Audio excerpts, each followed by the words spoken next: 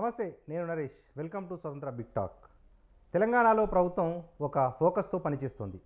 తాజా పరిణామాలు చూస్తుంటే దానికి కేంద్రం ఏంటన్నది అందరికీ ఇట్టే అర్థమైపోతుంది.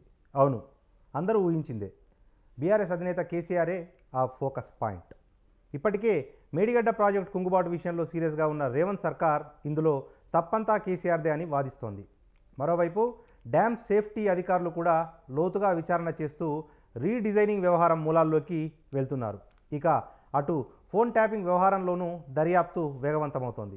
మరోవైపు ఈ భాగోతంలో ప్రభుత్వంలోని కీలక పెద్దల పాత్రను కూడా బయటకు తీయాలంటూ ఫిర్యాదులు నమోదు చేయడం, దీన్ని పంజాగుట్ట పోలీసులు స్వీకరించడం కూడా జరిగిపోయాయి.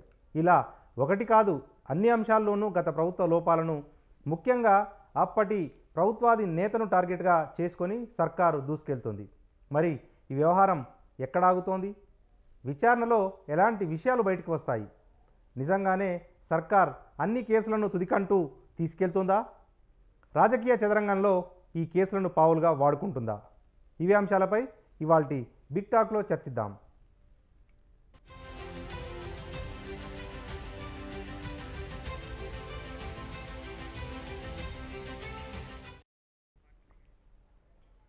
ఇదే అంశంపై చర్చించేందుకు మనతో పాటు డిబేట్లో పార్టిసిపేట్ చేస్తున్నారు మాజీ ఎమ్మెల్సీ కాంగ్రెస్ సీనియర్ నాయకులు కపిలవాయి దిలీప్ కుమార్ గారు, వారితో పాటు బీఆర్ఎస్ రాష్ట్ర నాయకులు కర్నె అరవింద్ గారు. ఇద్దరు కూడా మన లైవ్లో అందుబాటులో ఉన్నారు. మరి కాసేపట్లో బీజేపీ ప్రతినిధులు సైతం మన డిబేట్లో పార్టిసిపేట్ చేస్తారు.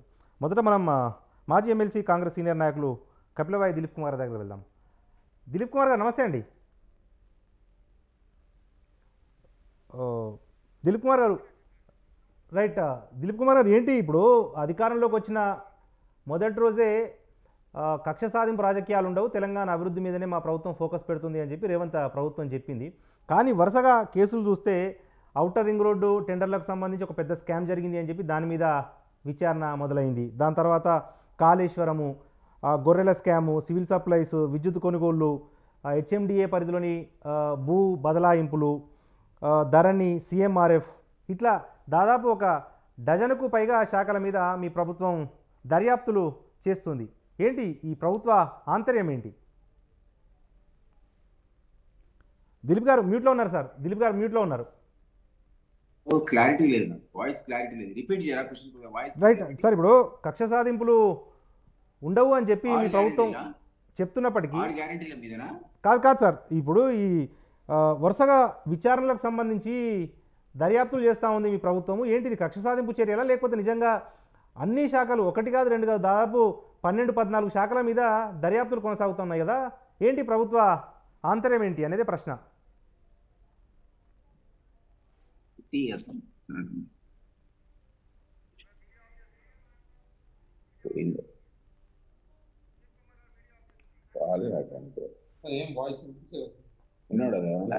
ఓకే ఓకే రైట్ సార్, తిరిగి సంప్రదించే ప్రయత్నం చేద్దాం. మనతో పాటు కర్నె అరవింద్ గారు ఉన్నారు.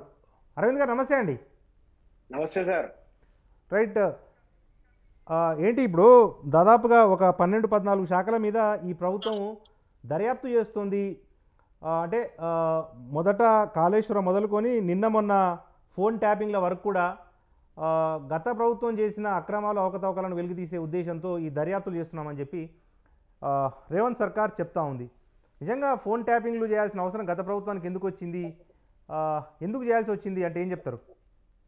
సార్, ముందుగా మీకు ప్యానెల్లో ఉన్నటువంటి పెద్దలు దిలీప్ అన్న గారికి నమస్కారాలు సార్. Good evening.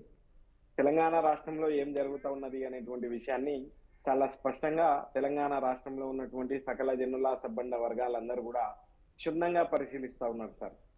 ఇవాళ మార్చి 9, మనము ఇవాళ 9వ తారీఖు ఉన్నాం సార్. మార్చి 9వ తారీఖు, దాదాపుగా 3 నెలల టైం అయింది వాళ్ళకి.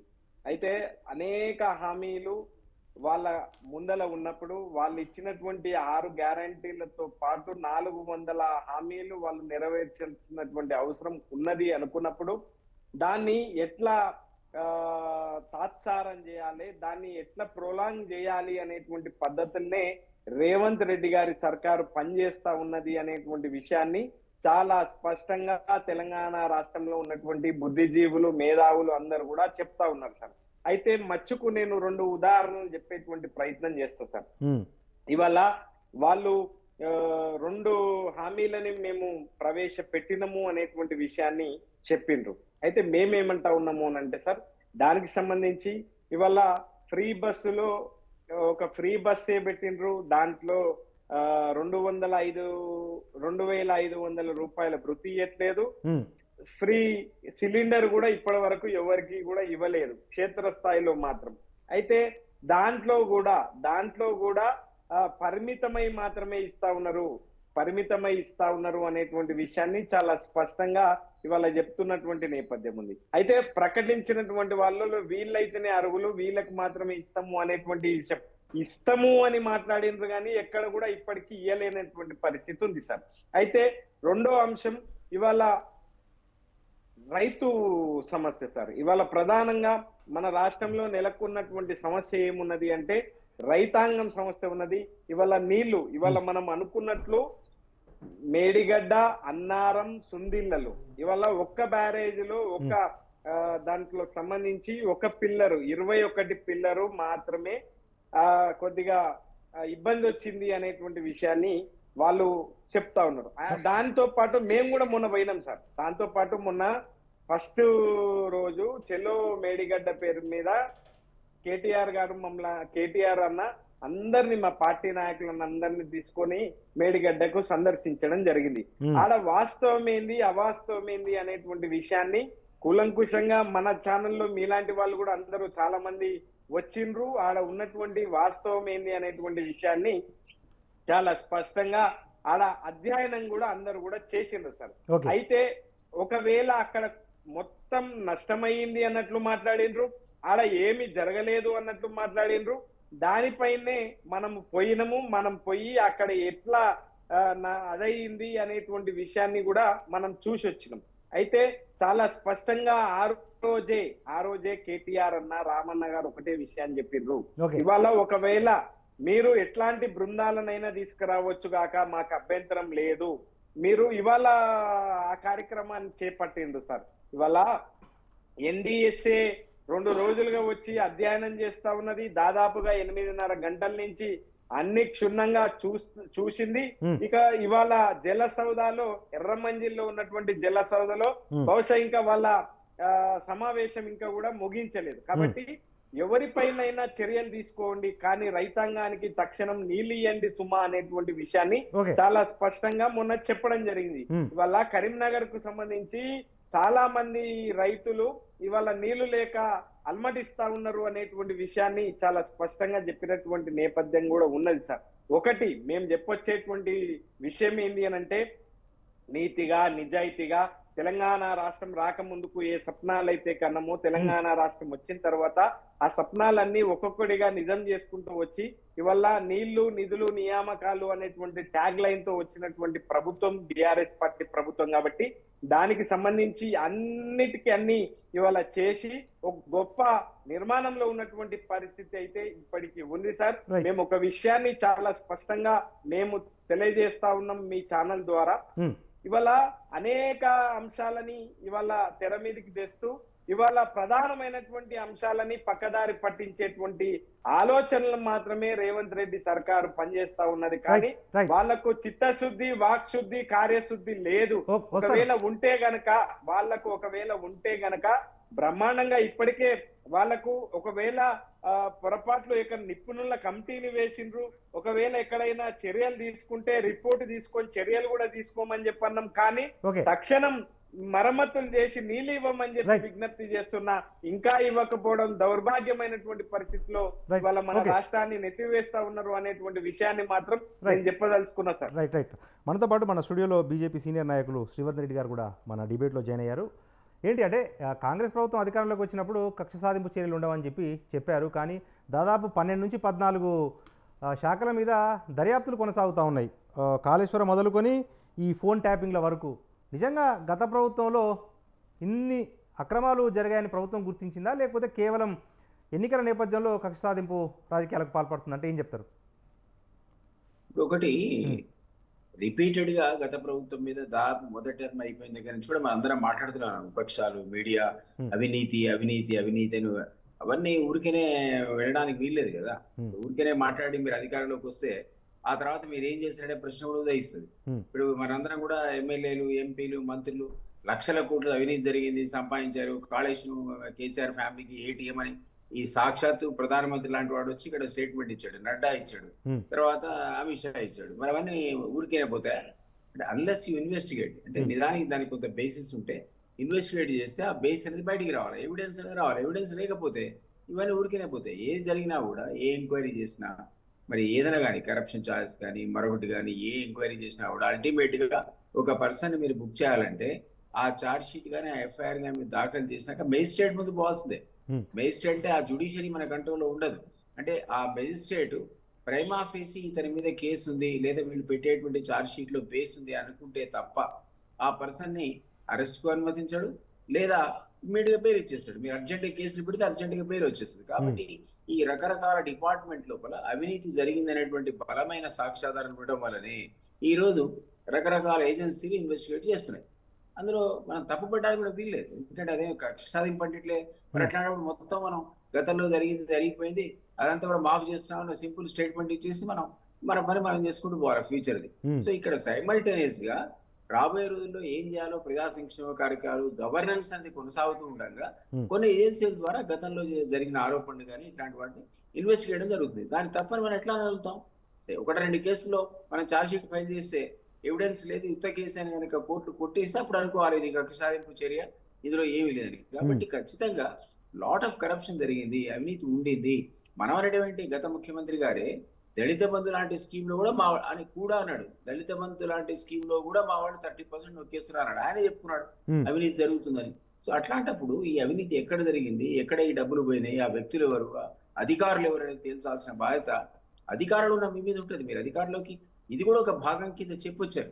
మా 6 గ్యారంటీసే కాకుండా ఈ ఎవరైతే బాధ్యులు ఉన్నారో వాళ్ళని వదిలిపెట్టే సమస్య లేదు అని ప్రధానమంత్రి అన్నాడు. హర్ పైసే కా హిసాబ్ కితాబ్ నికాలింగి అని అన్నారు. దాని అర్థం ఏంటి అంటే ఈ రాష్ట్రంలో ప్రజాధనం కనుక లూటీ చేయబడితే హర్ పైసే కా హిసాబ్ కితాబ్ నికాలింగి అన్నాడు. నిన్నమ్మను కూడా అన్నాడు ఎక్కడ. సో ఇది జరగాలి అంటే ఇన్వెస్టిగేషన్ జరగాలి. అది సెంట్రల్ ఏజెన్సీసా స్టేట్ ఏజెన్సీసా అనేది ఒక వేరే అంశం. అది సిబిఐ చేస్తుందా, ఈడీ చేస్తుందా, ఐటీ చేస్తుందా, ఈ మూడు చేసినా గవర్నమెంట్ ఆఫ్ ఇండియా దాన్ని ఇన్వెస్టిగేట్ చేస్తున్నట్టు.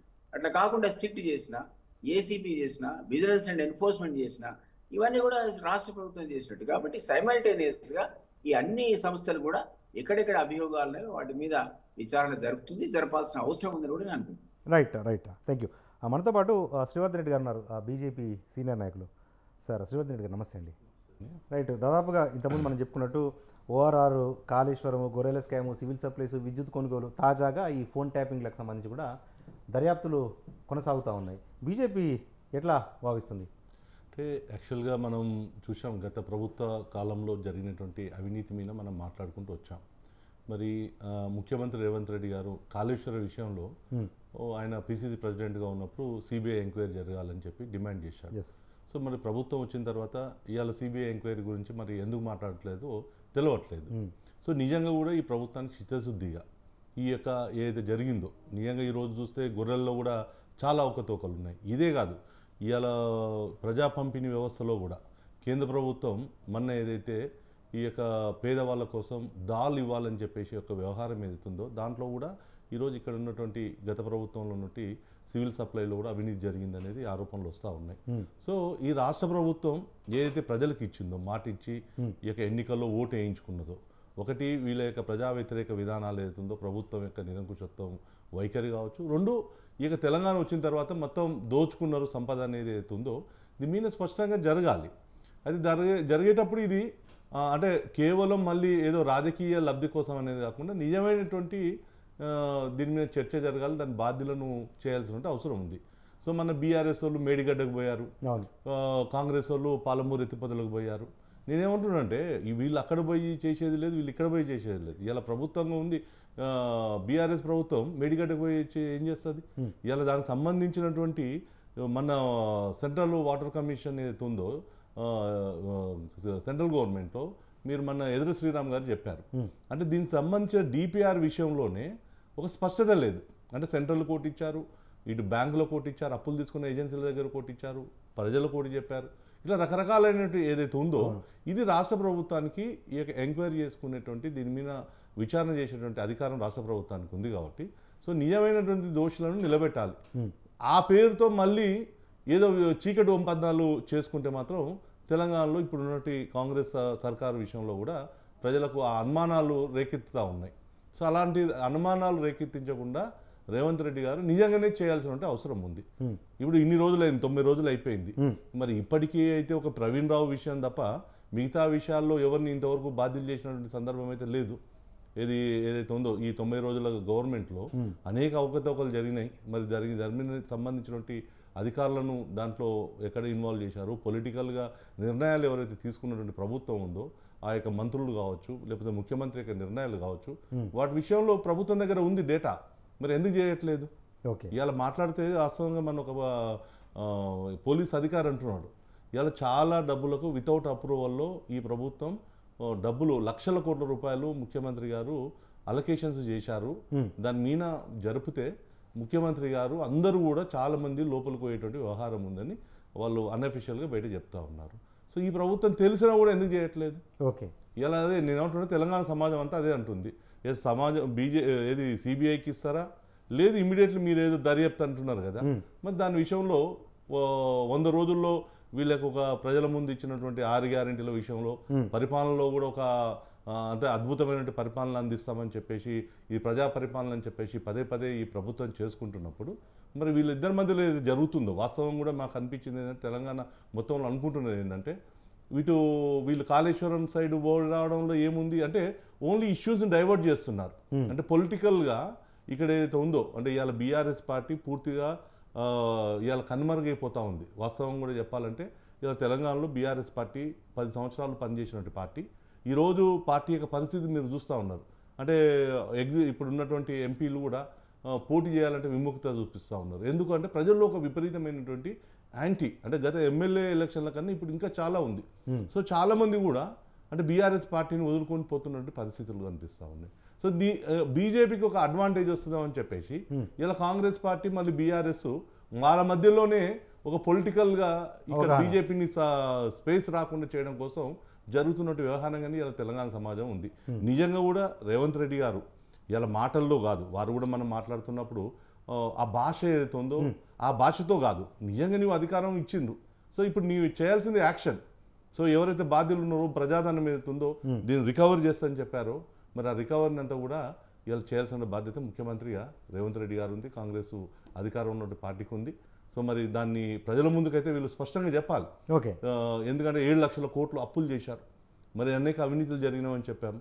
సో ఈరోజు కేంద్రానికి అన్నింటిలో డైరెక్ట్ ఇన్వాల్వ్ కావడానికి అవకాశం లేదు. సో రాష్ట్రానికి వీళ్ళకి అవకాశం ఉంది కాబట్టి సో రేవంత్ రెడ్డి గారు నిజంగా కూడా తెలంగాణలో చేయాలి అని ఒక యంగ్స్టర్గా మరి మన చెప్పుకుంటూ వచ్చాడు. నేను ఒక రైతు బిడ్డనని చెప్పేసి చెప్పుకుంటూ వచ్చినటువంటి రేవంత్ రెడ్డి గారు నిజంగా కూడా రైతులకు జరగాల్సినటువంటి ఈ యొక్క కాళేశ్వరం ప్రాజెక్టు లక్షల కోట్ల రూపాయలు పెట్టినటువంటి కాళేశ్వరం ప్రాజెక్టు నిజంగా కూడా ఉపయోగపడ్డదా లేదా ఈరోజు చూస్తే అది ఉపయోగం లేదని చెప్పేసి నిపుణులు చెప్తున్నటువంటి ఒక రిపోర్ట్. మననే ముఖ్యమంత్రి గారు కూడా మన వచ్చినప్పుడు మాట్లాడారు. ఏదైతే ప్రాణహిత చేవేళ్ళ ఫస్ట్ కాంగ్రెస్ గవర్నమెంట్లో ఏదైతే ప్రపోజల్ ఉన్నదో అక్కడి నుంచి నీళ్ళు తీసుకురావాల్సినటువంటి దాంట్లో రీడిజైన్ల పేరుతోటి ఈ బీఆర్ఎస్ ప్రభుత్వం చేసినట్టు ఏదైతే ఉందో అది ఒక అన్యాయం. రెండోది పాలమూరు జిల్లా, మేమందరం కూడా పాలమూరు జిల్లా వాళ్ళ ముఖ్యమంత్రి అంతకుముందు మాజీ ముఖ్యమంత్రి ఆ రోజు తెలంగాణ ఉద్యమంలో కేసీఆర్కి మేము పాలమూరు నుంచి ఎంపీ గెలిపించాం. గెలిచిన తర్వాత మా జిల్లాకి చేసింది ఏముంది, మాది మహబూబ్నగర్, నాగర్ కర్నూలు, అటు నల్గొండ ఈ ప్రాంతం కృష్ణా నదికి సంబంధించిన నీళ్ళ విషయంలో ఈ ప్రభుత్వం పూర్తిగా కూడా నిర్లక్ష్యం చేసింది. అంటే నిధుల కేటాయింపుల విషయంలో కావచ్చు, ఏదైతే ఉందో రాష్ట్రంలో నిజంగా కూడా వలసపోయే జిల్లా ఉమ్మడి ఆంధ్రప్రదేశ్లో కూడా అత్యధికమైనటువంటి వలసపోయేటువంటి జిల్లా ఏదంటే పాలమూరు జిల్లా. సో పాలమూరు జిల్లా మళ్ళీ ఎక్కడుంది, నీళ్లు కృష్ణా నది నీళ్ళు వచ్చేది ఉమ్మడి ఆంధ్రప్రదేశ్లో కూడా పాలమూరులో కృష్ణా దగ్గర నుంచి వస్తున్నట్టు ఈ ప్రాంతంలో ఇలా ఇక్కడున్న ప్రజలకు నీళ్ళు ఇవ్వలే. ఎక్కడో 250 కిలోమీటర్లు ఉన్నటువంటి మద్రాసుకి నీళ్ళు తీసుకుపోయారు. ఇక్కడ కరువుతోటి అనేక మంది పాలమూరు కూలీలు దేశవ్యాప్తంగా ప్రాజెక్టులు కట్టడానికి అనేక ప్రాంతాలకు వెళ్ళినటువంటి చరిత్ర మాది.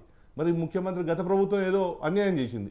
సో ఇప్పుడు ముఖ్యమంత్రి రేవంత్ రెడ్డి గారు వచ్చిన తర్వాత మళ్ళీ వాళ్ళు ఉట్టి మాటలతోటి కాకుండా ఇటు ఇది చేయడం, అటు ఏదైతే కరప్షన్స్ అనుకున్నటువంటి అవినీతి అధికారుల విషయంలో కాబట్టి ప్రభుత్వంలో చేసినటువంటి అవినీతి కాబట్టి దీని మీద స్పష్టమైనటువంటి విచారణలు అయితే చేయాలి. అది ఊరికే కాకుండా ఒక నిజమైనటువంటి ఒక నిజాయితీతో చేయాలనేది మన యొక్క డిమాండ్. Right sir. అరవింద్ గారు అరవింద్ గారు అంటే ఇప్పుడు ఇదంతా ఒక ఎత్తు అయితే ఇప్పుడు ఫోన్ ట్యాపింగ్ అనేది తాజాగా తెలంగాణ రాజకీయాల్లో కలకలం రేపుతూ ఉంది. ప్రణీత్ రావు అనే ఒక డిఎస్పీ ఇంటెలిజెన్స్ బ్యూరో డిపార్ట్మెంట్లో మొత్తం హార్డ్ డిస్క్లను మొత్తం కూడా ధ్వంసం చేశాడు అన్న ఆరోపణలు వస్తూ ఉన్నాయి కదా. ఏంటి నిజంగా గత ప్రభుత్వము ఫోన్ ట్యాపింగ్ చేయాల్సిన అవసరం వచ్చింది? ఏం అవసరం వచ్చింది? సరే ఎక్స్ట్రీమిస్ట్లో లేకపోతే దేశ ద్రోహులో తీవ్రవాదులు ఇటువంటి ఇంటెలిజెన్స్ ఇన్పుట్స్ ఉంటే చేసిన అనుసంధానం, కానీ రాజకీయ ప్రత్యర్థుల మీద చేయాల్సిన అవసరం ఎందుకు వచ్చింది? ఆ డేటా ఎరేజ్ కోసం ఎందుకు జరిగింది? అంటే కేవలం ఇక్కడ మనం ప్రణీత్ రావును ఒక వ్యక్తిగా చూడడానికి లేదు, ఎందుకంటే పైనుంచి రాజకీయ పరంగా కానీ లేకపోతే పోలీస్ బాసుల అనుమతులు లేనిది ఒక డిఎస్పీ అధికారి ఇంత పెద్ద పని చేయడు కదా అన్న అభిప్రాయం వ్యక్తమవుతోంది కదా, ఏంటి సార్? దానికి సంబంధించి బహుశా పంజాగుట్టలనేమో ఫిర్యాదు చేసింది సార్. అయితే నేను ఒక విషయాన్ని నేనేం చెప్తా ఉన్నాను అంటే, ఈ వేదిక ద్వారా ఉట్టిగానే వేగ్గానే మాట్లాడడం ద్వారా ఉపయోగం అయితే ఉండదు సార్. ఒకవేళ నిజంగా అట్లాంటి కార్యక్రమాలు అయితే ఉగ్రవాదులు అయితే నిజంగా ఎవరు కాదు సార్. ఇవాళ తెలంగాణ రాష్ట్రంలో మనం ఒకటే కోరుకుంటున్నాం. మనం ఏం కోరుకుంటున్నాము అనంటే, ఈ తెలంగాణ రాష్ట్రం సస్యశ్యామలంగా ఉండాలి అనేటువంటి ఆలోచననే ఎవరమైనా చేస్తాం. అయితే ఇక్కడ గత ప్రభుత్వం మేము ఒకటే కార్యక్రమాన్ని చేసినాం సార్. సంక్షేమమే లక్ష్యంగా అభివృద్ధి ధ్యేయంగా పనిచేసినాం, కానీ ఎక్కడ కూడా ఒక్క రోజు కూడా కక్ష సాధింపు చర్యలకు మేము ఎక్కడ కూడా దిగలేదు సార్. ఒకవేళ ఆ కార్యక్రమాన్ని మేము శ్రీకారం చుట్టి ఉంటే గనక వేరే రకంగా ఉండేది కావచ్చు. కానీ ఇక్కడ కాంగ్రెస్ పార్టీ అధికారంలోకి వచ్చిన 4 రోజుల్నే వాళ్ళు అనేక మంది రకరకాల దాడులు చేస్తున్నటువంటి నేపథ్యాన్ని కూడా మీరే అనేక ఛానల్ లోపల ప్రసారం చేసినటువంటి సందర్భం కూడా ఉన్నది సార్. నేను ఒక విషయాన్ని చాలా స్పష్టంగా చెప్పదలుచుకున్నా. ఇవాళ కక్ష సాధింపుతోనూ మమ్మల్ని ఎంతైనా హింసించండి సార్. ఒకవేళ మీకు ఎంత శక్తి ఉంటే అంత శక్తి ఉపయోగించి మమ్మల్ని బీఆర్ఎస్ పార్టీని లేదు అంటే బీఆర్ఎస్ పార్టీ నాయకులని హింసించండి, కానీ రైతాంగాన్ని ఇవాళ రైతుల్ని తెలంగాణ సామాజిక ఉద్యమకారుల్ని హింసించకండి సుమా అనేటువంటి విషయాన్ని చెప్తా ఉన్నాం. అయినా ఎక్కడ ఉన్నాడు సార్? ఆ రోజు తెలంగాణ ఉద్యమంలో లేరు. జై తెలంగాణ అన్నటువంటి వాళ్ళని రివాల్వర్లు పట్టుకొని ఆయన గన్నులు ఎక్కుపట్టినటువంటి సందర్భం ఆ రోజు ఉన్నది. కానీ ఇవాళ తెలంగాణ రాష్ట్ర ముఖ్యమంత్రి హోదా నీకు వచ్చింది, ఒక అద్భుతమైనటువంటి అవకాశం నీకు రాష్ట్ర ప్రజలు ఇచ్చిండ్రు. తద్వారా ఇవాళ కేసీఆర్ కంటే ఎక్కువ సేవ చేసి నేను చూపిస్తా, తద్వారా అందరినీ మనల్ని నేను పొందుతా అనేటువంటి కార్యక్రమాన్ని ఆయన తీసుకుంటలేడు. ఎంతసేపు అయ్యిందాన్ని ఆకిట్ల పెడతా ఉన్నాడు, కాందాన్ని కంచాన పెడతా ఉన్నాడు, ఎట్టి పరిస్థితుల ఘర్షణ వాతావరణాన్ని సృష్టిస్తా ఉన్నాడు. ఇవాళ మారణ హోమాన్ని సృష్టిస్తా ఉన్నాడు సార్. ఇవాళ ఒక్కటి నేను చాలా బాధాకరంతో నేను ఈ మాట చెప్తా ఉన్నాను సార్. చాలా బాధేస్తుంది. కొందరు బీఆర్ఎస్ పార్టీ కార్యకర్తల్ని హింసిస్తా ఉన్నారు, ఇవాళ దాడులు చేస్తా ఉన్నారు, కొడుతా ఉన్నారు అనేటువంటి విషయాన్ని ఇప్పటికే చాలా మంది చెప్తా ఉన్నారు సార్. మేము జై తెలంగాణ అనకూడదా? మేము తెలంగాణ గురించి మాట్లాడకూడదా? 10 సంవత్సరాల అభివృద్ధిని వివరించకూడదా? ఎట్లయితే సార్? ఇది ప్రజాస్వామిక దేశం. ప్రజాస్వామిక దేశంలో వాళ్ళ వాక్ స్వేచ్ఛ ఉన్నది. కాబట్టి మీరు ఆ స్వేచ్ఛని హరిస్తాము అనుకుంటే కాలమే తప్పకుండా నిర్ణయిస్తారు సార్. ఇవాళ కేవలం రేపు జరగబోయేటువంటి లోక్సభ ఎన్నికల కోసమే ఇట్లాంటి ట్రిక్ ని ప్లే చేస్తా అంటే, ఇవాళ తెలంగాణ ఏం ఎడ్డి తెలంగాణ కాదు, తెలంగాణ ఏం గుడ్డి తెలంగాణ కాదు, వీరోచిత పోరాటం చేసినటువంటి వీరులంగా అన్నటువంటి గడ్డ ఈ గడ్డ. కాబట్టి తప్పకుండా ఏది రాయి ఏది రత్నము అనేటువంటి విషయాన్ని తప్పకుండా తేల్చుకుంటారు అనేటువంటి విషయాన్ని నేను ఈ సందర్భంగా తెలియజేస్తా ఉన్నాను సార్. 1, 2, 3 అనేక అంశాలపైన అనేక పరిస్థితుల పైన ఇవాళ ప్రజలందరూ కూడా వాస్తవం ఏంది అవాస్తవం ఏంది అనేటువంటి విషయాన్ని చాలా దగ్గరగా పరిశీలిస్తా ఉన్నారు.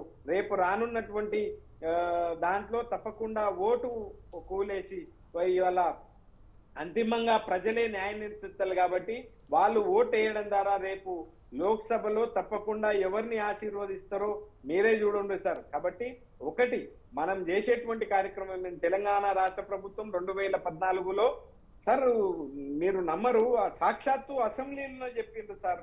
సాక్షాత్తు అసెంబ్లీలో పచ్చి అబద్ధాలను అబద్ధాలను ప్రచారం చేసిండ్రు. ఇవాళ శ్వేతపత్రంలో 3వ పేజీ 6వ పేజీ 10వ పేజీలో ఇవాళ మేడిగడ్డ బ్యారేజ్ కట్టకూడదు, శ్యామ్ ప్రసాద్ రెడ్డి, అనంత రామరెడ్డి వీళ్ళు నివేదికలు ఇచ్చిండ్రు అని చెప్పి అసెంబ్లీలోనే వాళ్ళు పచ్చి అబద్ధాలను ప్రచారం చేస్తుంటే ఇది ఎట్లా సాధ్యమవుతుంది? ఒక అబద్ధాన్ని 100 సార్లు చెప్పి అది నిజం చేసేటువంటి ప్రయత్నంలో వాళ్ళు చేస్తా ఉన్నారు. కానీ అబద్ధం తాత్కాలికం మాత్రమే, నిజం ఎల్లకాలం ఉంటది. కాబట్టి నిజమే గెలుస్తుంది అంతిమంగా అనేటువంటి విషయం చాలా స్పష్టంగా తెలంగాణ గ్రామాల లోపలే చెప్తా ఉన్నారు సార్. మాకు ఎట్టికైనా మట్టికైనా మనోళ్ళే ఉండాలి, కేసీఆర్ గారు అయితేనే మా శ్రీరామ రక్షసుమ అనేటువంటి విషయాన్ని సకల జనుల సబ్బండ వర్గాలు తెలంగాణ ప్రాంతాల లోపల క్షేత్ర స్థాయిలో మేము ఉంటాం సార్. ఇవాళకి రైతు బంధు బండైనటువంటి పరిస్థితి ఉంది. ఇవాళ కాంగ్రెస్ వస్తే కరెంట్ కట్ అవుతున్నటువంటి నేపథ్యం ఉంది. ఇవాళ రుణమాఫీ కాలేనటువంటి పరిస్థితి ఉంది.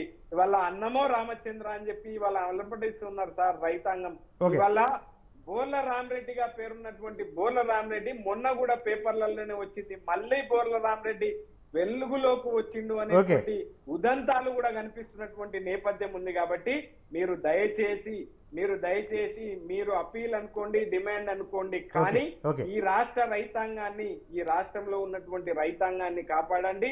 మీరు చేసే అభివృద్ధి గొప్పగా చేసి చూపించినప్పుడు మాత్రమే జనాల మద్దతు మీరు కూడగడతారు అనేటువంటి విషయాన్ని నేను ఈ సందర్భంగా తెలియజేస్తాను. సార్ కపిలవాయి దిలీప్ కుమార్ గారు, అంటే మీరు గతంలో ప్రభుత్వంలో కూడా పనిచేశారు కదా, నిజంగా ఫోన్ ట్యాపింగ్లు అనేవి జరిగి ఉంటాయా సార్? సాధారణంగా అంటే తీవ్రవాదులు ఉగ్రవాదుల ఫోన్లు ట్యాప్ చేస్తారు కానీ రాజకీయ ప్రత్యర్థుల ఫోన్లు ట్యాప్ చేయకూడదు, దానికి కూడా కేంద్ర హోంమంత్రిత్వ శాఖ అనుమతులు అవసరం ఉంటాయి. కానీ తెలంగాణలో గత ప్రభుత్వం పెద్ద ఎత్తున ఫోన్ ట్యాపింగ్లు చేసింది అన్న విమర్శలు వస్తున్న నేపథ్యంలో ఒక అధికారిని కూడా సస్పెండ్ చేశారు, ప్రణితిరావు అనే డిఎస్పీని. ఏంటి సార్ ఇది, ఎట్లా అనిపిస్తుంది? Actually article 21 of the constitution ప్రకారంగా మనకు ప్రైవసీ ఉంటుంది, ఆ ప్రైవసీ రక్షించబడాలి. బట్ ఫోన్ ట్యాపింగ్ అంటే ఈ టెలిగ్రాఫ్ యాక్ట్ 1985 కూడా ఎవరి ఫోన్ పడితే వాళ్ళు మీరు ఇష్టం వచ్చినట్టుగా ఫోన్ ట్యాపింగ్ చేయడానికి అనుమతించదు. దానికి స్పెషల్ పర్మిషన్, గవర్నమెంట్ పర్మిషన్ అవసరం ఉంటుంది. కానీ మీకు తెలుసు, నాకు తెలుసు, ఫోన్ అన్నది ఈజీగా ఇప్పుడున్నటువంటి మోడర్న్ టెక్నాలజీలో ఈ సర్వీస్ ప్రొవైడర్ దగ్గరగా మీరు ఇల్లీగల్ గా తీసుకోవాల్సుకుంటే ఎవరికి ఫోన్ చేశారు, ఎంతసేపు మాట్లాడారు, ఏం చేశారు, ఆఖరి రికార్డింగ్స్ సహా అని మీరు యాక్సెస్ అయ్యేటువంటి అవకాశం టెక్నాలజీ వల్ల వచ్చింది. బట్ నిజానికి మీరు అన్నట్టుగా యాక్ట్ ప్రకారం అయితే మీరు స్పెసిఫిక్ ఒక పర్మిషన్ తీసుకుంటే తప్ప సాధ్యపడేటువంటి విషయం కాదు. నేను మీకు విచిత్రమైన విషయం చెప్తా. మీరు ఇంతకుముందు అన్నట్టు నేను ప్రైవేట్ సెక్రటరీగా కేసీఆర్కి పనిచేశాడు ఢిల్లీలో. అక్కడ ఐబీలో నా ఫ్రెండ్ ఒక ఐపీఎస్ ఆఫీసర్ పనిచేస్తాడు. ఓ రోజు నాకు ఒక కట్ట పేపర్ తీసుకొచ్చి ఇచ్చాడు. అదేంటంటే 3 నెలల పాటు నేను ఎవరితో మాడాను, ఇన్కమింగ్ అవుట్ గోయింగ్ డీటెయిల్స్ మొత్తం. అరే ఇదేంట్రా బాబు, నా ఫోన్ ట్యాప్ చేశారు మీరు అడుగుతారు అన్నాడు. నీ ఫోన్ అని కాదు, నేను యాక్సిడెంటల్ గా నీ ఫోన్ చూసి పట్టుకొచ్చి నీకు చూపిస్తున్నా. యాక్చువల్లీ మేము ఏం చేస్తామంటే మొత్తం ఉన్నటువంటి అధికారుల లోపల ర్యాండమ్ అంటే ఒక 30 మంది అధికారులు ఉంటే ఒక 10 మంది డ్రా తీస్తారట. ఆ తీసిన డ్రాలో 10 మంది ట్యాపింగ్ చేస్తూనే ఉంటాడు. ఆ ట్యాపింగ్ చేసినటువంటి డాటా లోపల ఏదైనా దాని ఏమంటారు ఇన్క్రిమినేటింగ్ ఎవిడెన్స్ కనుక ఉంటే, అంటే దేశ భద్రతకు సంబంధించి, టెర్రరిస్ట్ కార్యకలాపాలకు సంబంధించి, లేదా ఇన్ఫర్మేషన్ లీకేజ్ సంబంధించి కాల్స్ ఉంటే తప్ప అవన్నీ చీపి అవతల వాడేస్తారు. మన నెక్స్ట్ డ్రా తీసి ఇంకోటి అంటే ఒక లెవెల్లో private secretaries of ministers tap చేస్తే ఏ ఇతర ప్రతిపక్ష నేతలు చేయకుండా ఉంటారా? ఎప్పుడైతే అఫీషియల్ అవుతుందని అడిగితే ఎప్పుడవుతుందంటే మన దగ్గర అట్లాంటి ఎవిడెన్స్ కనుక ఏదైనా ఒక కాల్లో ఉంటే అప్పుడు ఆ ఫోన్ నెంబర్ పెట్టి సంబంధిత మంత్రికి వాళ్ళు అధికారం ఈ ప్రూఫ్ అంటే రాస్తారు, దీని మీద మాకు అనుమానం ఉంది, ఈ ఫోన్కు మాకు పర్మిషన్ ఏంటి, అప్పుడు పర్మిషన్ వస్తే అఫీషియల్గా ఆ డేట్ నుంచి వాళ్ళు ట్యాపింగ్ మొదలు పెడతారు. అది ఎవిడెన్స్ అవుతుంది కోర్టులో తప్ప గతంలో వాడు చేసిన ఇల్లీగల్ ట్యాపింగ్ అనేది ఎవిడెన్స్ కాదు. కాబట్టి గత ప్రభుత్వం కూడా ఈ చర్యలకు ఇక్కడ పాల్పడ్డది. అసలు అనుమానం ఉంది మా ఫోన్ ట్యాప్ అవుతున్నాయని ఎన్నోసార్లు ప్రతిపక్ష నేతలు భారత స్థాయిలో మొత్తుకున్నారు, దేశ స్థాయిలో, ఇక్కడ రాష్ట్ర స్థాయిలో మొత్తుకున్నారు. సో ఇల్లీగల్ యాక్టివిటీస్ అన్నది ఈ పోలీసు వాళ్ళు కూడా చేయడం వల్లనే రకరకాల రహస్యాలు మన గవర్నమెంట్ గత గవర్నమెంట్ కూడా అందే. ఫర్ ఎగ్జాంపుల్ ఇదే చీఫ్ మినిస్టర్ ట్యాప్ చేసిన సందర్భంలో కూడా సీఎం ఓపెన్ పబ్లిక్ లో మీడియాతో చెప్పాడు, రేపు మీకు సంచలన వార్త చెప్పబోతున్నాను. ఎట్లా తెలుసు ఆయనకి అది? అంటే ఆయన పోతున్నాడు అనే విషయం ఆల్రెడీ ఫోన్ ట్యాపింగ్ ద్వారా వాళ్ళ దగ్గర ఉంది వివరాలు. ఇవన్నీ కూడా ఇల్లీగల్, చట్టబద్ధత లేనటువంటి విషయాలు. దాని పనిషబుల్ అఫెన్స్. ఆ కారణం చేతనే ఆ ఫోన్ ట్యాపింగ్ అనే దాని మీద పరస్పర ఆరోపణలు చేసుకుని కేసులే బుక్ చేయకుండా వదిలిపెట్టాల్సిన పరిస్థితి ఏర్పడదు. సో ఇది సహజంగా ప్రతి డిపార్ట్మెంట్ కూడా ఇంటెలిజెన్స్ కానీ లేదా విజిలెన్స్ కానీ లేదా ఐబీ కానీ ఇవి చేస్తుంటాయి. దేశ భద్రతకు సంబంధించిన వివరాలు వాళ్ళ దృష్టికి వచ్చినప్పుడు మాత్రమే అది రికార్డుగా పర్మిషన్ తీసుకుంటారు తప్ప అదర్వైజ్ ఇది రొటీన్ మ్యాటర్ అనేది ఊరికే మీ దృష్టికి తీసుకొస్తున్నారు. Right, thank you. మనతో పాటు శ్రీవర్ధన్ రెడ్డి గారు ఉన్నారు, బీజేపీ సీనియర్ నాయకులు. నిజంగా నమ్ముతున్నారా సార్, అంటే కేసీఆర్ ప్రభుత్వం ఫోన్ ట్యాపింగ్లు చేసింది, ప్రత్యర్థుల కదలికలను ముందస్తుగానే తెలుసుకోేందుకు ఫోన్ ట్యాపింగ్ చేసిందని బలంగా నమ్ముతున్నారు? ఎందుకంటే తెలంగాణ ఉద్యమ సమయంలో అన్ని పార్టీలు కలిసి పనిచేశాయి, కానీ తెలంగాణ వచ్చిన తర్వాత ఎందుకు ఇట్లా జరిగి ఉంటుంది? ఇప్పుడు దిలీప్ అన్ననే చాలా దగ్గర నుంచి చెప్తా ఉన్నాడు. కేసీఆర్ దగ్గర ఆయన చాలా రోజులు పనిచేశారు. సో సిస్టమ్ గురించి వారు చెప్పారు. అంటే జరుగుతుందా అంటే నిజంగా కూడా ప్రతిపక్షాలలో ఫోన్లో ట్యాప్ జరుగుతున్నామనే అంశం ఒక అంశం అయితే, అసలు వాళ్ళ సొంత పార్టీ ఎమ్మెల్యేలు కూడా మీరు గత ప్రభుత్వంలో ఉన్నప్పుడు వాళ్ళ సొంత పార్టీ ఎమ్మెల్యేలు కూడా మాట్లాడాలంటే వాళ్ళు కూడా భయపడుతున్నటువంటి పరిస్థితి ఉన్నది. సో అంటే గత ప్రభుత్వంలో ఇలాంటి సంఘటనలు జరిగినటువంటి పరిస్థితి మనం చూసాం. సో దాన్ని ఇవాళ ఏంటంటే ఈ కొత్త ప్రభుత్వం వచ్చినప్పుడు ఎక్కడ ఏదైతే ట్యాపింగ్ చేసినటువంటి ఒక లిస్టులు కావచ్చు, ఎవరైనా ఉన్నాయి కావచ్చు, మరి అది బయటపడుతుందనే దాంట్లో ఉదంతంలోనే ఇప్పుడు ప్రవీణ్ రావు గారి యొక్క అంశం బయటకు వచ్చింది. సో దాన్ని ఆ డేటాను తీసేయాలనేటువంటి ఏదైతే తప్పుడు వ్యవహారాలు చేస్తున్నారో అది ఇవాళ బయటకు వస్తుంది. సరే అంటే ఇవాళ నిజంగా అది జరిగింది అంటే రేవంత్ రెడ్డి గారు ఆయన ఇంతకుముందుకు అన్న చెప్పాడు కదా, అలా ఉంది కాబట్టి సో రేవంత్ రెడ్డి గారికి దీని మీద ఒక అవగాహన పూర్తిగా ఉంది. సో ఒక ముఖ్యమంత్రిగా ఆయన దీని మీద ఏదైతే ఉందో నిజంగా కూడా దీన్ని చేసి సమాజం ముందు ఉంచాల్సినటువంటి బాధ్యత కూడా ప్రభుత్వం మీద ఉంది. సో ఇవాళ డేటా పోయిందంటే దాన్ని రికవర్ చేసుకునే సిస్టమ్ కూడా ఉంది, టెక్నాలజీ వచ్చేసింది. సో దాన్ని ఎట్లా చేస్తారు, ఏం చేస్తారు అనేది ప్రభుత్వం చేయాలి. దాన్ని ప్రవీణ్ రావుది ఊరికే ఇంతకుముందుకు మరి మా బీఆర్ఎస్ మిత్రుడు కూడా అంటున్నాడు కదా, ఏదో బట్టగాల్సి మీనేయదు, అది నిజంగానే చూపించమని అంటున్నాడు. నిజంగా చూపిస్తే మంచిది. ఇలా ఇంకా మా వాళ్ళు అందరికీ కూడా ప్రాబ్లం ఏంటంటే బీఆర్ఎస్ మిత్రులందరూ ఇంకా మేము ప్రభుత్వంలో ఉన్నట్టుగానే ఫీల్ అవుతున్నారు. ఇప్పుడు ప్రభుత్వం నిజంగా ఈ ఉద్యమం చేసింది, ఈ తెలంగాణ ప్రజలు మార్పు కోరుకున్నారు కాబట్టి మార్పు కోరుకొనే కేసీఆర్ నాయకత్వాన్ని కోరుకున్నారు. సో కేసీఆర్ నాయకత్వంలో ఏదో మార్పు జరుగుతుంది, ఈ పల్లెళ్ళు అన్నీ మారిపోతాయి, ఈ తెలంగాణ మారిపోతుంది అనుకుంటే అప్పుల రాష్ట్రం వచ్చిందని చెప్పేసి ఇలా ఈ ప్రభుత్వం వచ్చిన దగ్గర మొన్నటి వరకు మనం 5 లక్షలు 4 లక్షల కోట్లు ఉన్నది 7 లక్షల కోట్లకు వచ్చిందని చెప్పేసి ప్రభుత్వం ముందర పెట్టిండ్రు. సో ఈ ప్రభుత్వం కూడా ఏమనుకున్నది, ఏదో లంక బిందెలు ఉంటాయనుకుంటే ఖాళీ బిందెలు ఉన్నాయి. అంటే వీళ్ళ ఆలోచన కూడా గట్లనే ఉంది. ఇది దొంగతనానికి పోయేటోళ్ళకి ఏం ఆలోచన ఉంటుంది అంటే ఇదే ఆలోచన ఉంటుంది.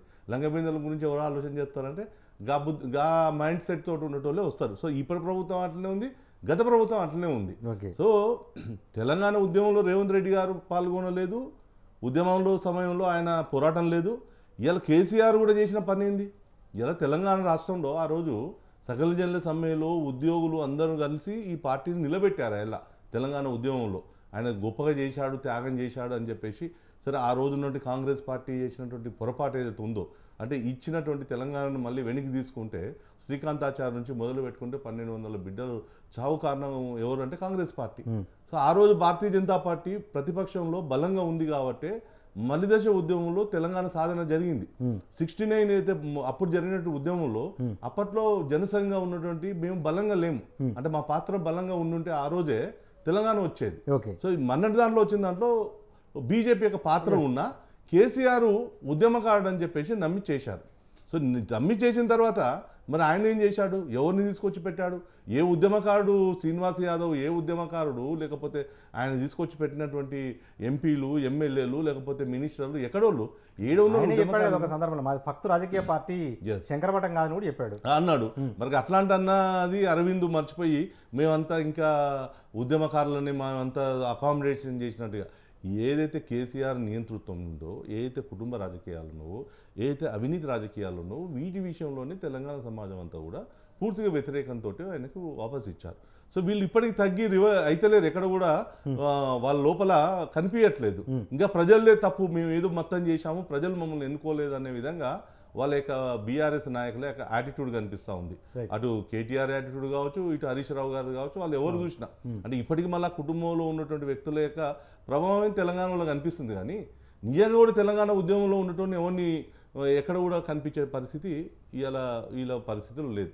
ఒకటి మాత్రం నిజమండి, ఇవాళ బీఆర్ఎస్లో ప్రభుత్వంలో నిజంగా కూడా బీఆర్ఎస్ పార్టీలో ఉన్నటువంటి నాయకులందరూ కూడా పార్టీని వదిలిపెట్టి వెళ్ళిపోయేటువంటి పరిస్థితులు ఉన్నాయి. యాక్చువల్గా ఎమ్మెల్యేలు కూడా మీరు చూస్తూ ఉన్నారు. సరే మనం ప్రజాస్వామ్యంగా ఏర్పడినటువంటి ప్రభుత్వంలో ఏ పార్టీకి సంబంధించిన ఆ పార్టీలో ఉండాలనే మనం కోరుకుంటున్నాం. ప్రజలు ఇచ్చిందే నీకు ఆ మ్యాండేట్. కానీ ఇవాళ బీఆర్ఎస్ మీద ఒక అభ్రత భావం అందరిలో వచ్చింది, వాళ్ళ నాయకుల్లో కూడా వచ్చింది. ఇలా అందుకొరకే చాలామంది సైడ్ ట్రాక్లో చూస్తున్న పరిస్థితులు ఉన్నాయి. ఇప్పటికి వాళ్ళకి సంబంధించిన 3 ఎంపీల్లో ఒక ఆయన కాంగ్రెస్ పార్టీకి పోయారు, 2 భారతీయ జనతా పార్టీలో ఉన్నారు, ఇంకా చాలామంది కూడా మేము పోటీ కూడా చేయమనేటటువంటి పరిస్థితి ఇవాళ బీఆర్ఎస్ పార్టీలోకి వచ్చింది. అంటే నేనేమంటుంటే పరిపాలన ఏ విధంగా ఎంత అధ్వానంగా ఉన్నది, ఇవాళ తెలంగాణ సమాజానికి మొత్తం పూర్తిగా అర్థమైంది. సో భవిష్యత్తులో బీఆర్ఎస్ పార్టీకి ఇక భవిష్యత్తే లేదనేటువంటి పరిస్థితిలో ఇవాళ మళ్ళీ కాంగ్రెస్ పార్టీని మళ్ళీ కాంగ్రెస్ పార్టీ బీఆర్ఎస్ను ప్రజల ముందు ఉంచాలనేటువంటి ఒక పరిస్థితి చేస్తున్నారు. ఎందుకంటే మీరు మతంలో కూడా చూశారు, కేసీఆర్ ఏం చేశారు, కాంగ్రెస్ పార్టీ పడుకున్నటువంటి కాంగ్రెస్ పార్టీని ఆయన మళ్ళీ స్టాండ్ స్టిల్ అంటే బీజేపీ ఎప్పుడైతే ఫ్రంట్ రోల్లోకి వస్తుందో అప్పట్లో ఏదైతే వ్యూహం చేశారో ఇప్పుడు కూడా రేవంత్ రెడ్డి ఆ వ్యూహాలు చేస్తున్నాడు. అట్లాంటి వ్యూహాలు చేయొద్దు.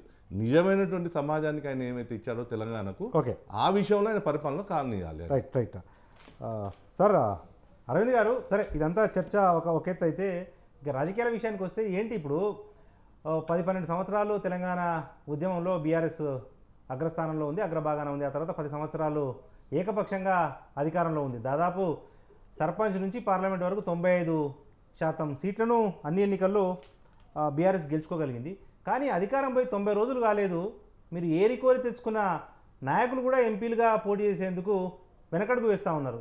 ఎవరికి టికెట్ ఇద్దామన్నా కూడా మేమైతే పోటీ చేయము అన్నట్లుగానే టీఆర్ఎస్లో ఒక పరిస్థితి అయితే కనిపిస్తూ ఉంది.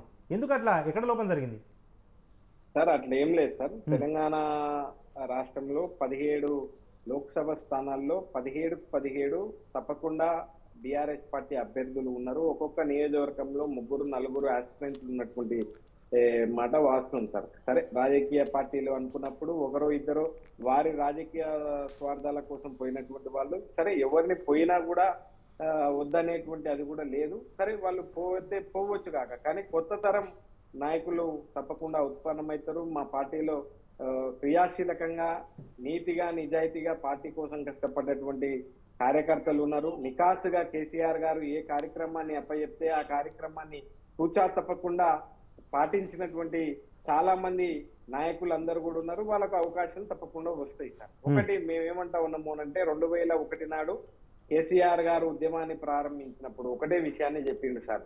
ఓ నీతిగల్ల తెలంగాణ ప్రజలారా, నీతిగా నిజాయితీగా నేను తెలంగాణ రాష్ట్రాన్ని తీసుకురాకపోతే నన్ను రాళ్లతో కొట్టి చంపండి అని చెప్పి మరణ వాంగ్మూలాలను జోబులో పెట్టుకొని కేసీఆర్ వచ్చుడో తెలంగాణ వచ్చుడో, నేను ఆంధ్రప్రదేశ్ నుంచి బయలుదేరుతా ఉన్నా, తిరిగి వస్తే తెలంగాణ రాష్ట్రంతోనే అడుగు పెడతా అనేటువంటి విషయాన్ని, అయితే ఈ విషయాన్ని స్లోగన్ కాదు సార్, వాస్తవాలు సార్. దయచేసి ఈ విషయాలన్నీ కేసీఆర్ గారు చెప్పిపోయింది సార్. అయితే తప్పకుండా అదే దాంట్లో అధికారంలోకి 2014లో అధికారంలోకి వచ్చినాం సార్. వల్ల అన్నం లేని తెలంగాణ రాష్ట్రం నుంచి అన్నపూర్ణ తెలంగాణ రాష్ట్రంగా అవతరించినాం. కేవలం 3 నెలల్లోనే సార్, కేవలం 3 నెలలు కూడా ఇంకా పూర్తి కావాలి. ఈ రోజుకి 3 నెలలు అయితే సార్, ఇక్కడ చూడుండ్రు సార్ ఒకసారి, ఈడ చూడుండ్రు సార్ ఒకసారి. లింగయ్య, రావుల లింగయ్య అనేటువంటి ఒక రైతు రాత్రిపూట కరెంటు కోసం పోతే పాము కాటుతో మృతి చెందిండు అనేటువంటి విషయాన్ని ఇవాళ చెప్తా ఉన్నారు, పత్రికల్లో రాస్తా ఉన్నారు సార్. ఏంటి సార్ ఇది? అయితే 3 నెలల్లోనే ఇందిరామ్మ రాజ్యంలో ఏమైతుంది అంటే రైతులకు శాపం అవుతుంది అనేటువంటి విషయాన్ని చాలా స్పష్టంగా ఇవాళ మనకు అవగతం అవుతుంది కదా సార్. కాబట్టి ప్రజలందరూ కూడా ఏం కోరుకుంటారు అంటే శాంతి కోరుకుంటారు. ప్రజలందరూ కూడా ఏం కోరుకుంటారు అంటే సుభిక్షం కోరుకుంటారు. ప్రజలందరూ కూడా ఏం కోరుకుంటారు అంటే అభివృద్ధి కోరుకుంటారు. ప్రజలందరూ ఏం కోరుకుంటారు అంటే సంక్షేమం కోరుకుంటారు. కాబట్టి ఇవాళ సంక్షేమమే లక్ష్యంగా అభివృద్ధి ధ్యేయంగా పనిచేసినటువంటి బీఆర్ఎస్ పార్టీని రేపు తప్పకుండా లోక్సభలో ఆశీర్వదిస్తారు సార్. తప్పకుండా మీరు చూస్తారు. నేను ఎందుకు ఈ మాట కూడా పదే ఇంత బలంగా చెప్తా ఉన్నాను అంటే సార్, వాళ్ళ మోచేతుల బలం ఉంటే మొండి కొడవలు కూడా తెగుతుంది సార్. మాకు సంపూర్ణమైనటువంటి విషయం క్షేత్ర స్థాయిలో మేము నిజంగా కూడా చూస్తా ఉన్నాం సార్. మీరు రండి, ర్యాపిడ్ సర్వేలు చేయండి, మీరు సర్వేలు చేయండి. క్షేత్ర స్థాయిలో రైతాంగం ఏమనుకుంటుంది, ప్రజానికం ఏమనుకుంటుంది, ఇవాళ అన్ని కుల వృత్తుల వాళ్ళు ఏమనుకుంటున్నారు అనేటువంటి విషయాన్ని ఒక్కసారి మీరు పోయి చూడండి సార్. అప్పుడు మీకు అర్థమవుతుంది వాళ్ళు మాట్లాడుకుంటున్నటువంటి మాటలు ఏంది అనేటువంటి విషయాన్ని.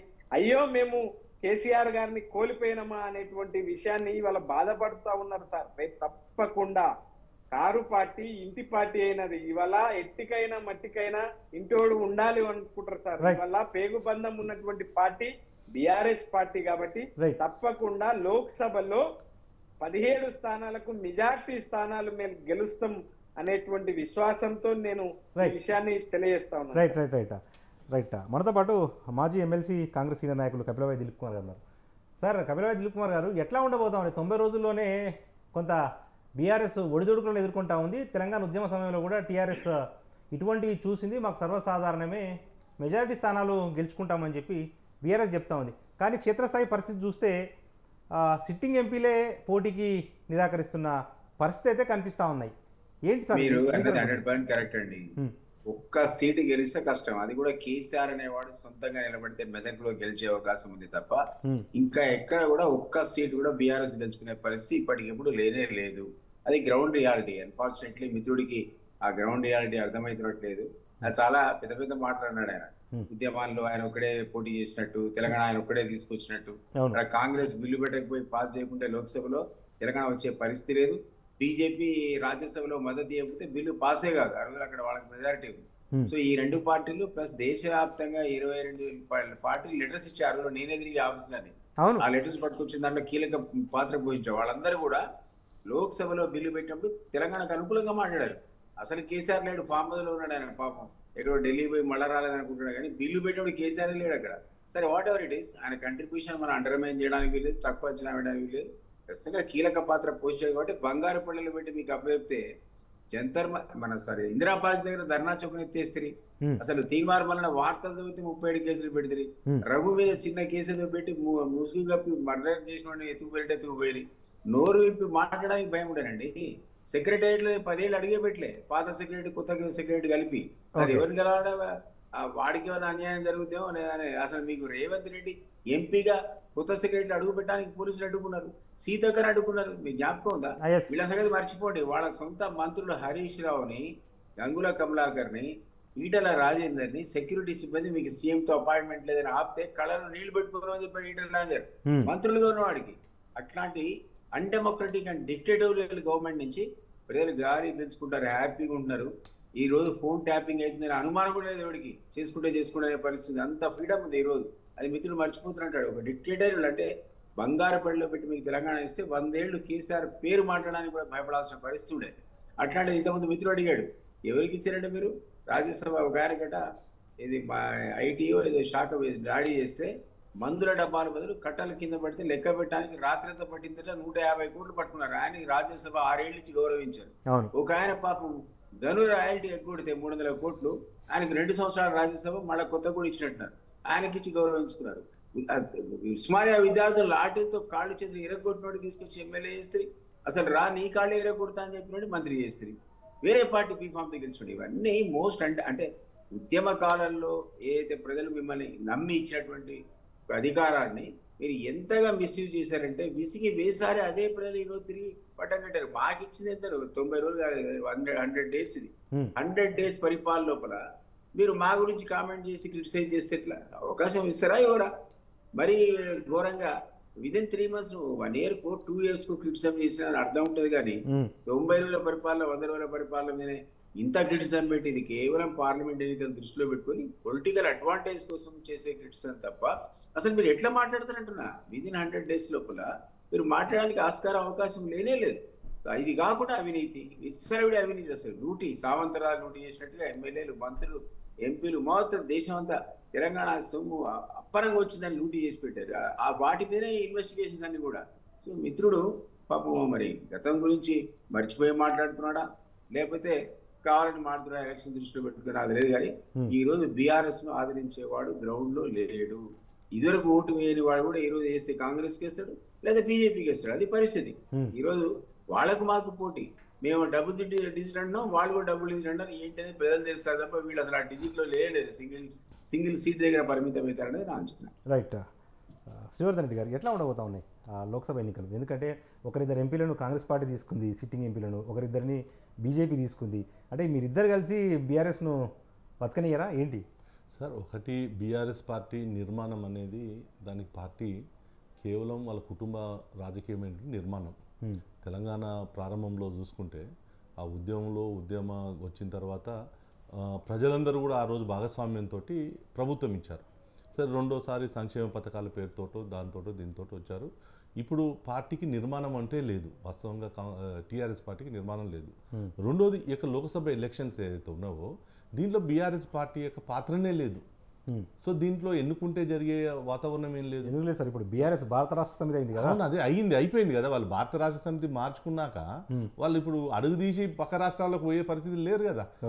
అప్పుడెప్పుడు మహారాష్ట్రలో హడావిడి చేశారు, మరి కర్ణాటకలో హడావిడి చేశారు, ఇప్పుడు అన్ని మూసుకొని ఫామ్ హౌజుల్లో కూర్చున్నారు కదా. ఇవాళ వాళ్ళు వేరే రాష్ట్రంలో పోటీ చేస్తామని కూడా ఎక్కడ చెప్తలేరు. దేశంలో గుణాత్మక రాజకీయాలు రావాలి, తర్వాత మొత్తం మారాలి, మార్పే రావాలని చెప్పేసి కేసీఆర్ గారు మాట్లాడారు. ఇలా అవన్నీ ఏమి మాట్లాడట్లేదు. సో అందుకోసం ఇక్కడ వీళ్లకు ఈ యొక్క ఎన్నికలు ఏదైతుందో లోక్సభ ఎన్నికలు నరేంద్ర మోడీ భారతీయ జనతా పార్టీ వర్సెస్ అటు రాహుల్ గాంధీ కాంగ్రెస్ అలయన్స్ వర్సెస్ జరుగుతూ ఉంటుంది. సో తెలంగాణ విషయానికి వచ్చినప్పుడు బీఆర్ఎస్ గెలిస్తే అయ్యేదేముంది? 14 మందిని ఇచ్చినప్పుడు కూడా వాళ్ళు తెలంగాణ గురించి ఏం చేశారు? వాళ్ళు దేశంలో ఏం చేయలేకపోయారు కదా. వాళ్ళ యొక్క చరిత్రలో వాళ్ళకి ఎంపీలు ఇచ్చినా ఏం చేయలేకపోయారు. సో ఇప్పుడు భారతీయ జనతా పార్టీకి ఇవ్వాలన్నా కాంగ్రెస్కి ఇవ్వాలన్నా అనేది ఒక అంశం తెలంగాణ ప్రజల ముందు ఉంది. సో దేశంలో ఉన్నటువంటి ఇప్పుడున్నటువంటి పరిస్థితిలో రాహుల్ గాంధీ వచ్చే పరిస్థితి లేదు. ఇప్పుడు రేవంత్ రెడ్డి గారు కూడా చెప్తా ఉన్నారు, ఇలా 6 గ్యారెంటీలు రావాలంటే మాకు 17 ఎంపీలు ఇస్తే అక్కడ ఎవరు రాహుల్ గాంధీ ప్రధానమంత్రి అవుతారు, కేంద్రంలో ప్రభుత్వం వస్తుంది, కేంద్ర ప్రభుత్వ సహకారంతో మేము రాష్ట్రాన్ని నడుపుతామని చెప్తున్నాడు. సో అల్టిమేట్గా రేవంత్ రెడ్డి గారు ఏం ఒప్పుకుంటున్నారు? ఇవాళ మేము ఈ 6 గ్యారెంటీలు ఈ తెలంగాణ ప్రభుత్వం నడపాలంటే కేంద్రం సహకారం లేకుండా నడపలేమని చెప్తా ఉన్నారు. ఇలా దేశంలో మనకు తెలుసు, ఇలా దేశంలో కాంగ్రెస్ పార్టీ అధికారంలోకి వచ్చే పరిస్థితి ఉందా? ఇలా రాహుల్ గాంధీని ఇలా ప్రధాని చేస్తామంటే దేశంలో ఉన్నటువంటి వాళ్ళ పార్టీలో వాళ్ళ కూటమే ఒప్పుకోవడం పరిస్థితి మీరు చూశారు. సో అందరూ వెళ్ళిపోయారు. అటు మమతా బెనర్జీ వెళ్ళిపోయింది, అటు నుంచి నితీష్ కుమార్ వెళ్ళొచ్చిండు, తర్వాత ఇవాళ బీఎస్పీ పార్టీ దూరంగా అయిపోయింది. మిగతా వాళ్ళందరూ కూడా మేము కలిసి పోటీ చేయలేము అనేటువంటి పరిస్థితిలో అక్కడ ఉంది. సో దేశంలో కాంగ్రెస్ పార్టీ మరి గెలవనప్పుడు ఇక్కడ నుంచి ఎంపీలను ఎక్కువ పంపిస్తే ఏం లాభం అనేది ఇలా తెలంగాణ ప్రజలు విజ్ఞప్తిగా ఆలోచన చేస్తున్నారు. మేము 2018 ఎలక్షన్లో మాకు 1 ఎమ్మెల్యే సీట్ వచ్చింది, కానీ 19 ఎలక్షన్లకు వచ్చే వరకు మాకు 4 సీట్లు ఇచ్చారు, కాంగ్రెస్ పార్టీ 3 సీట్లు ఇచ్చారు. 4 ఇచ్చిన తర్వాత ఇవాళ మీరు చూస్తూ ఉన్నారు, కేంద్ర మంత్రిగా కిషన్ రెడ్డి గారు వచ్చిన తర్వాత ఇవాళ మనం రామప్పకు యునెస్కో గుర్తింపు వచ్చింది, దేవాలయాలు ఇలా అక్కడ ఉన్న 1000 స్తంభాల గుడులకు కావచ్చు. ఇలా తెలంగాణకు దాదాపు 9.5 లక్షల కోట్ల రూపాయలు కేంద్రం ఇక్కడ నిధులు ఇచ్చింది. సో ఇలా రోడ్ల కోసం నిధులు ఇచ్చింది, అనేక డెవలప్మెంట్ కోసం ఇచ్చింది. సో ఇవాళ తెలంగాణ ఏదైతే ఉందో రేవంత్ రెడ్డి గారు ఏదైతే కోరుకున్న తెలంగాణలో ఆయన ప్రభుత్వం సవ్యంగా నడవాలన్నా కూడా మోదీ ప్రభుత్వంలో ఉండాలి, ఇక్కడ నుంచి భారతీయ జనతా పార్టీ ఎక్కువ ఎంపీలు పోవాలనేది ఇలా తెలంగాణలో ఉన్నటువంటి ప్రజలు కోరుకుంటున్నటువంటి అంశం. అందుకోసం బీఆర్ఎస్ పార్టీ ఎక్కడ కూడా దాంట్లో కౌంటబిలిటీ కాదు. ఎందుకంటే ఇలా రెచ్చగొట్టి ఆయన ఏదో తెలంగాణ సెంటిమెంట్ని రెచ్చగొడదామంటే అయిపోయింది. తెలంగాణ ప్రజలందరూ కూడా పూర్తిగా అయిపోయింది. కేసీఆర్ ఏ రాజకీయం చేసినా తన కుటుంబ రాజకీయాల కోసమే తెలంగాణను వాడుకున్నాడు, కానీ తెలంగాణ సమాజం కోసం కాదు అనే విషయము ఇలా తెలంగాణ ప్రజలకు తెలిసింది. ఎస్, అటు కాంగ్రెస్ పార్టీ బీజేపీ వర్సెస్లో జరుగుతుంది. సో కాంగ్రెస్ బీజేపీ వర్సెస్లో నేషనల్ ఇంపాక్ట్ అనేది చాలా అంశాలు కనిపిస్తాయి కాబట్టి సో న్యాచురల్గానే బీఆర్ఎస్ పార్టీలో ఎవరైతే ఉన్నారో ఇలా పోటీ చేయాలనుకున్న వాళ్ళందరూ కూడా ఈ రోజు నుండి ఎలక్షన్ ట్రెండులో సో ఒకవైపు ఈ యొక్క వ్యవహారాల్లో మరి పోటీ చేసి ఎందుకు పరువు తీసుకోవాలనే రకం ఉన్నటువంటి, ఎందుకంటే చాలామంది ఆయన వాళ్ళు తీసుకున్నది ఎవరిని, చాలామంది డబ్బున్నోళ్ళను పారిశ్రామికవేత్తలను వీళ్ళందరినీ తీసుకున్నారు. సో వాళ్ళందరూ కూడా ప్రభుత్వం పోతుందన్న తర్వాత ఎందుకొరకు ముందుకు వస్తారు? సో అది ఇవాళ ఉన్నటువంటి బీఆర్ఎస్ యొక్క పరిస్థితి. అందుకోసం పార్టీ పునాదులతో నిర్మాణం అయ్యి ఉంటే ఇది ఈరోజు కొంత తెలంగాణలో ఉండు. మీకు ఆఫ్టర్ బీఆర్ఎస్ లోక్సభ ఎన్నికల తర్వాత దీన్ని ఎవరు కూల్చాల్సిన అవసరం లేదు. అది కేసీఆర్ వాళ్ళ కుటుంబమే కూల్చుకుంటుంది, వాళ్ళ కుటుంబంలో ఉన్నటువంటి వ్యవహారాలే కూలుస్తాయి. సో ఇది చాలామందికి స్పష్టంగా అర్థమైంది, కార్యకర్తలకు అర్థమైంది, నాయకులకు అర్థమైంది. సో రేపు భవిష్యత్తు తెలంగాణలో అది భారతీయ జనతా పార్టీ వైపు ఉండాలన్నా కాంగ్రెస్ వైపు ఉండాలన్నా అనేటువంటి ఒక పోలరైజేషన్ తెలంగాణలో జరుగుతూ ఉంది. కాబట్టి సో రేపటి ఎన్నికల్లో బీఆర్ఎస్కి 1 సీట్ ఇచ్చినా కూడా వేస్టే. సో దానివల్ల ఉపయోగం కూడా లేదు. అది ప్రజలు కూడా దానికి ఒక షెడ్యూల్కి వచ్చారు. సో భారతీయ జనతా పార్టీ వైపు చూస్తున్నటువంటి అంశం. సో ఇంకా దగ్గరికి వచ్చినప్పుడు సో ఏది అంశాలు ఇన్ఫ్లుయెన్స్ చేస్తావో జాతీయ అంశాలు ఇన్ఫ్లుయెన్స్ చేస్తాయి కాబట్టి అది భారతీయ జనతా పార్టీకి తెలంగాణలో ఎక్కువ అడ్వాంటేజ్ ఉండేటువంటి. కర్ణారవింద్ గారు, ఇప్పుడు కేంద్రంతో బీఆర్ఎస్ సఖ్యతగా ఉండకపోవడం వల్లే నష్టం జరిగింది, తెలంగాణకు రావాల్సిన నిధులు రాలేదు. ఇప్పుడు రేవంత్ రెడ్డి గారు ముఖ్యమంత్రి అయిన తర్వాత కేంద్రంతో సఖ్యతగా ఉంటున్నారు, కేంద్ర సహకారంతో నిధులు వస్తున్నాయి, అనుమతులు వస్తున్నాయి కదా. అంటే టీఆర్ఎస్ నిజంగా తప్పు చేసింది అని ఫీల్ అవుతుందా ఏమన్నా ఇప్పటికైనా? అరవింద్ గారు వినిపిస్తున్నా? వాయిస్ వినిపిస్తుందా మీకు? Right sir.